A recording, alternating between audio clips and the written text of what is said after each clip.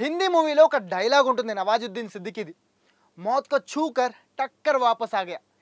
Same ఈరోజు Delhi situation అదే. ఓటమి అంచుల వరకు వెళ్ళి చిట్ట చివరిలో యూటర్న్ తీసుకొని తిరిగి గెలిచేసింది. ఇక ఈ మ్యాచ్లో ఇండియన్ యంగ్ ప్లేయర్స్ని ఎంత మెచ్చుకున్నా తక్కువే. ఎవడ్రా అసలు ఫారెన్ ప్లేయర్స్కి కోట్ల కోట్లు పోసి కొనుక్కునేది?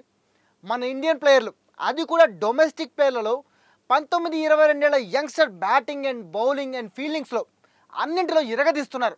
అందుకు పక్కా ప్రూఫ్ ఇవాళ జరిగిన ఢిల్లీ లక్నో మ్యాచ్. ఢిల్లీ ఈ మ్యాచ్లో సూపర్ విక్టరీ సాధించింది అంటే దానికి రీజన్ ఢిల్లీలో ఉన్న యంగ్ ప్లేయర్స్, అశుతోష్ శర్మ, విప్రాజ్ నిగమ్ లాంటి ప్లేయర్లే. ఇక మ్యాచ్ని లక్నో చివరి వరకు చేతిలో పెట్టుకుందంటే దానికి కారణం ఆ టీంలోని దిగ్వేష్ రాఠీ, మణిమారన్ సిద్ధార్థ్ లాంటి స్పిన్నర్లే. సో మన లోకల్ ప్లేయర్ల మధ్య జరిగిన ఈ ఫైట్లో లోకల్ ప్లేయర్లే గెలిచారు. ఇండియన్ ప్రీమియర్ లీగ్ అంటే ఇండియన్ సత్తా చాటే లీగ్ అని ప్రూవ్ చేశారు.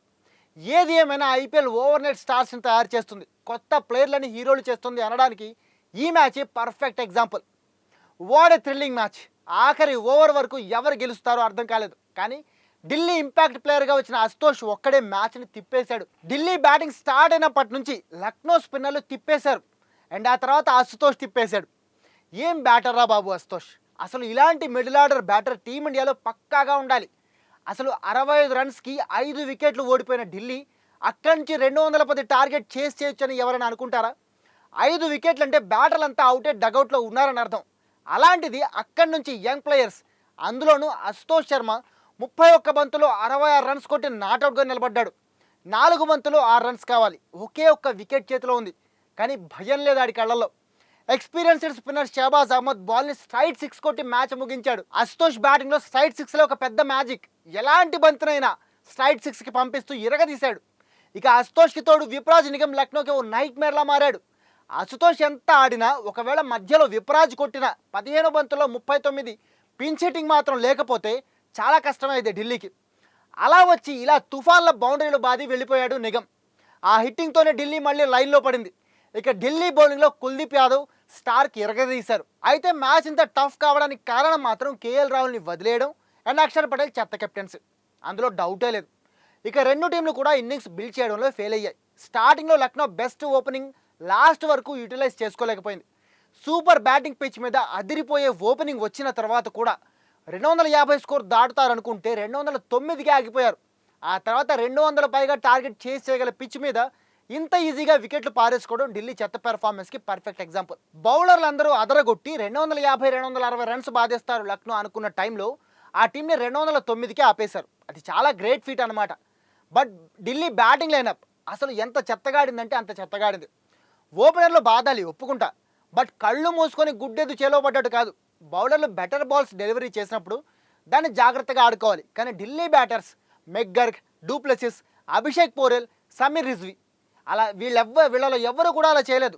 ఏదో వాళ్ళని వాళ్ళు కేజీఎఫ్లో రాకీ బాయ్లా, యానిమల్లో రణబీర్ కపూర్లా ఫీల్ అయ్యారో ఏమో, కానీ బంతిని గాల్లోకి లేపి అవుట్ అయిపోయారు. అదే ఢిల్లీని ఓటమి అంచుల వరకు తీసుకెళ్ళింది.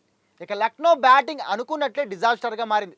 పూరన్, మిచెల్ మార్ష్ ఆడకపోయి ఉంటే 160 కూడా దాటేది కాదేమో.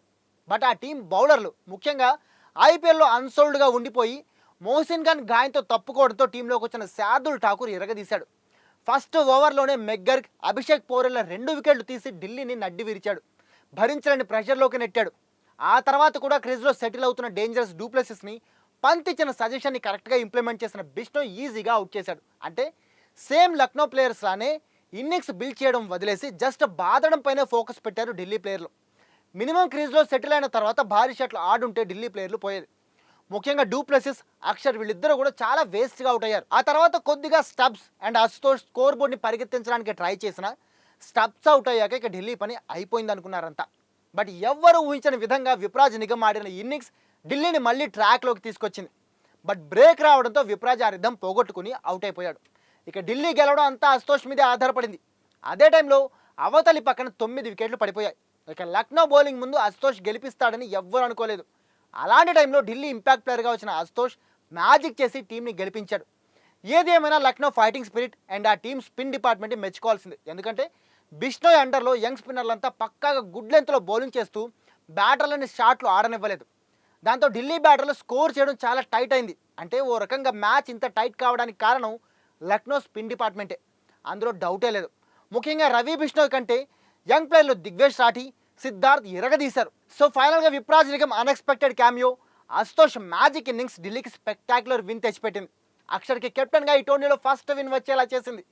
అయితే ఒకవేళ కేఎల్ రాహుల్ కనుక ఉండుంటే పక్కాగా ఇన్నింగ్స్ బిల్డ్ చేయగలిగేవాడు అండ్ మ్యాచ్ని ఇంకా బాగా నడిపించగలిగేవాడు. కావాలని చేసిందో లేదంటే ఇంకేదైనా కారణం కానీ కేఎల్ని పక్కన పెట్టేయడంతో ఢిల్లీ చేసిన ఇది పెద్ద మిస్టేక్ అనమాట. ఆ మిస్టేక్ వల్లే ఈ మ్యాచ్ లాస్ట్ బాల్ వరకు ఆడాల్సి వచ్చింది. అండ్ ఫైనల్గా ఈ మ్యాచ్లో అశుతోష్ శర్మ ఎంత అద్భుతంగా ఆడాడో ఇది చూసిన తర్వాత రేపు మ్యాచ్లో గుజరాత్ టైటాన్స్ ఆడబోతున్న పంజాబ్ ఖచ్చితంగా బాధపడుతుంది. ఎందుకంటే అశుతోష్ శర్మ లాస్ట్ సీజన్లో పంజాబ్ తరపున ఆడాడు అండ్ అద్భుతంగా ఆడాడు ఆ మ్యాచ్లో కూడా. అలాంటి అశుతోష్ శర్మని పంజాబ్ వదిలేసింది అండ్ ఇప్పుడు ఆ వదిలేసిన అశుతోష్ శర్మ ఢిల్లీని గెలిపించాడు. రేపు జీటీతో ఆడబోయేటప్పుడు ఒకవేళ అశుతోష్ లేని లోటు, ఆ మిడిల్ ఆర్డర్లో ఆ ఫినిషర్ లేని లోటు పంజాబ్కి కనిపిస్తే మాత్రం ఖచ్చితంగా అశుతోష్ గుర్తొస్తాడు పంజాబ్కి. సో ఇది వాటి దిశా టీవీ ఐపీఎల్ అనాలిసిస్. మరి మీకు ఈ అనాలిసిస్ ఎలా అనిపించిందో కామెంట్ చేసి చెప్పండి.